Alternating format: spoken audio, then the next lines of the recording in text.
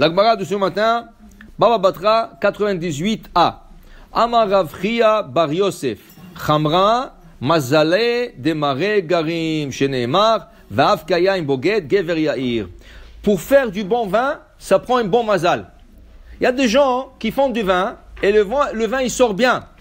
Il y a des gens qui ont toutes les techniques, mais le vin ne sort pas bien. C'est un mazal. Chaque chose, tu as besoin d'un mazal. Okay? Chaque chose, il y a un mazal. Il y a des gens, là où ce qui touche, ça devient de l'or. Il y a des gens, là où ce qui touche, ça devient du sable. Okay? Alors, pour dire chaque chose, il a son mazal. Et le vin dépend d'un mazal. Ça veut dire, c'est pas n'importe qui peut faire du vin. Le vin, à la Gemara, nous enseigne dans plusieurs places. Il y a beaucoup de choses à faire attention. Par exemple, dans Beth Amikdash, on avait besoin de beaucoup de vin pour les libations de sacrifice. Quand on emmenait un sacrifice, il fallait emmener du vin. Tu achetais le sacrifice et tu achetais la pâte et tu achetais le vin. Au moment que le sacrifice est brûlé sur le feu, on prend du vin, on le verse sur l'autel. C'est pas directement comme ça, il y a un pichet. Au coin de l'autel, il y a un pichet, tu mets le vin dans le pichet et ça coule sous le feu, là où le sacrifice est en train de se brûler. Okay? Alors tu as acheté le vin. La Gemara nous enseigne là-bas, dans Menachot, la Gemara dit, le Kohanim fabriquait le vin et ils vendaient. Ils fabriquaient le vin, ils vendaient. Il y a une loi très spéciale dans le vin. Quand tu fabriques le vin, tu n'as pas le droit de parler dans la chambre où tu fabriques le vin. Si tu parles un ou deux mots, tu as gâché le goût du vin. Un vrai vin, tu n'as pas le droit de parler. Alors comment?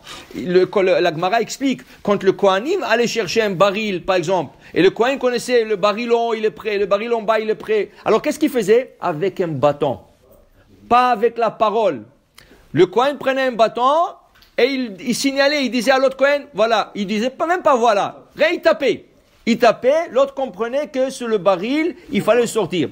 Par contre, la Gemara nous enseigne là-bas, Menachot, il y a une chose que plus que tu parles, mieux que la chose devient. C'est la Ketoret. Quand tu écrases le 11 en sens de la Ketoret, on dit dans la prière, Keshu Shohek.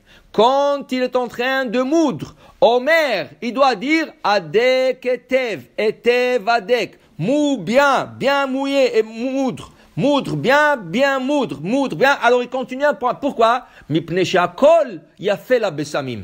La parole est bien pour les encens. Les encens, quand tu les écrases, ils deviennent meilleurs. Okay? Une plante, quand tu la parles, elle pousse mieux. Okay? Le poule, quand tu leur parles, tu leur mets la musique, elle pond de bons œufs. Okay? Mais le vin, c'est le silence. Le vin, tu as besoin d'avoir le silence quand tu le fabriques. Après, quand tu le bois, tu commences à chanter même. Pas que tu chantes. Okay? Mais pour te dire, au moment de la fabrication du vin. Maintenant, ça c'est une mazal. Ça dépend d'un mazal. Mais dit la Gemara, une des choses que le vin ne supporte pas, c'est une personne qui est orgueilleuse. Celui qui est orgueilleux, le vin ne réussit jamais. Le vin jamais va réussir pour quelqu'un qui est orgueilleux. Okay? Alors pour te dire, le vin c'est quelque chose de très spécial. Nous avons une Gemara qui nous explique un miracle qui est arrivé avec du vin. Rav Nachman, il avait 400 barils de vin qu'il fabriquait lui-même. Les rabbins à l'époque, ils fabriquaient le vin. Pourquoi? Parce que tu avais besoin de kiddush, tu avais besoin de havdalah, okay? Et il n'y avait pas d'eau. Ils vendaient et ils buvaient eux-mêmes. Parce qu'il n'y avait pas d'eau, il n'y avait pas assez d'eau. Alors ils vendaient, okay? Et ils fabriquaient. Rav Nachman a fabriqué 400 barils de vin. Très bien. Maintenant, il est arrivé un rabbin chez Rav Nachman. Il l'a accueilli, il lui a donné à manger, il lui a donné à boire. Okay? Et quand c'était au moment du Birkat Hamazon, ils ont pris un verre de vin et ils ont fait Birkat Hamazon à la cosse avec un verre de vin. Très bon. Quand ils ont terminé, le rabbin il a dit à Rav Nachman, est-ce qu'on envoie ta femme? Il a dit pas besoin. Et puis pourquoi? On voit lui. Donc, elle a écouté ça, elle a écouté, pas besoin. Qu'est-ce qu'elle a fait? Elle est partie et lui a cassé le 400 barils. Il a dit pas besoin. Pourquoi? Okay? Maintenant, elle est en train de perdre. Alors, j'ai vu une explication extraordinaire. On dit, Baït, she'en ayayin nishpach bo kamaim en bo bracha. Une maison où le vin ne coule pas comme de l'eau, il n'y a pas de bracha. Qu'est-ce que ça veut dire ça? Regarde, quand de l'eau tombe sur une nappe blanche, ok, c'est un peu mouillé, mais ça ne tâche pas. Okay? Les gens, peut-être ils ne sont pas contents, mais ils ne s'énervent pas. Quand du vin, il tombe sur une nappe blanche, ça laisse une tache.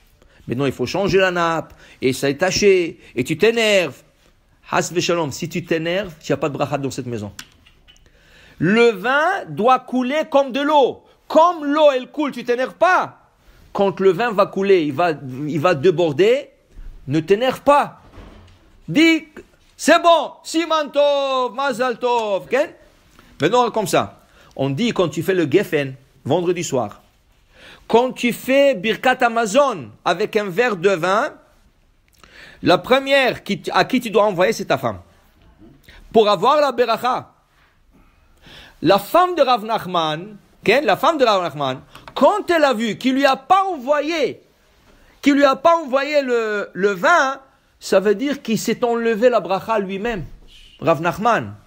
Elle a dit, comment je peux lui rendre la beracha? Je dois lui casser le baril de vin, comme ça le vin va couler comme de l'eau, et comme ça il aura de retour la bracha. Tu comprends? Amen. Alors pour te dire, pas Stam elle a cassé le baril de vin. Elle les a cassés pour que l'eau coule comme du vin. Et Rav Nachman ne s'est pas énervé. Il ne s'est pas énervé. Il a dit, ok, kapara, yallah. Pour te dire que le vin, c'est très spécial. Il ne faut pas parler à côté du vin. Il ne faut pas être orgueilleux. Ken, et il faut le laisser couler. Quand ça tombe, ne t'énerve pas. Laisse-le et tu auras la bracha. Baruch Adonai le'olam. Amen ve amen.